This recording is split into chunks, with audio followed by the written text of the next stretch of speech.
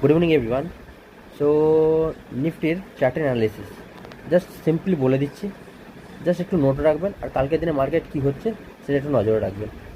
As per daily chart market upside থেকে down side এসছে, right? Not only daily, last 2 দিনের chart wise market কিন্তু একটা breakout করেছিল 25,190-র ওপরে, বা 150 to 190-র ওপরে মার্কেট ব্রেকআউট করেছিল।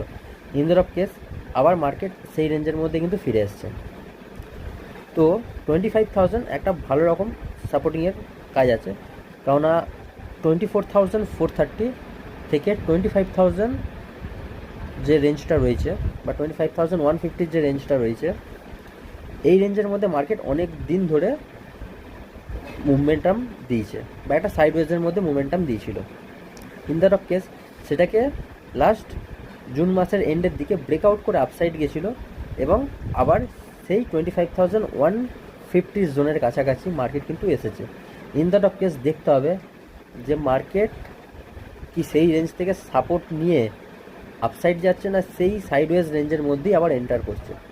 যদি সেই রেঞ্জ থেকে 25,150 রেঞ্জ থেকে সাপোর্ট নিয়ে আপসাইড যায়, তাহলে কিন্তু এখান থেকে মার্কেট র্যালি স্টার্ট করবে উইথ এ নিউ হাই। সেটা 27,000 হতে পারে, 28,000 হতে পারে। হাই কত ক্রিয়েট করবে সেটা বলা খুবই চাপ, বাট লেটস সি।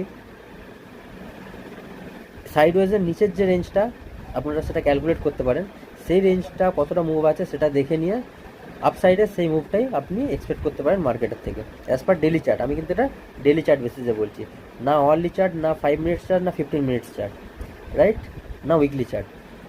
তো এটা একটা আমি রিট্রেসমেন্ট হিসাবে ধরছি, এবং মার্কেট এখানে থেকে যদি আপসাইড মুভ করে তাহলে বড় মুভ একটা ক্লিয়ার কাট আসবে, আদারওয়াইজ মার্কেট সাইডওয়েজ রেঞ্জের মধ্যেই ফেসে যাবে। আবার এই রেঞ্জটাকে যদি ব্রেকডাউন করে নিচে চলে যায়, সাইডওয়েজ রেঞ্জ বলতে 24,430 থেকে 25 বা 25,150, রাইট? Thank you.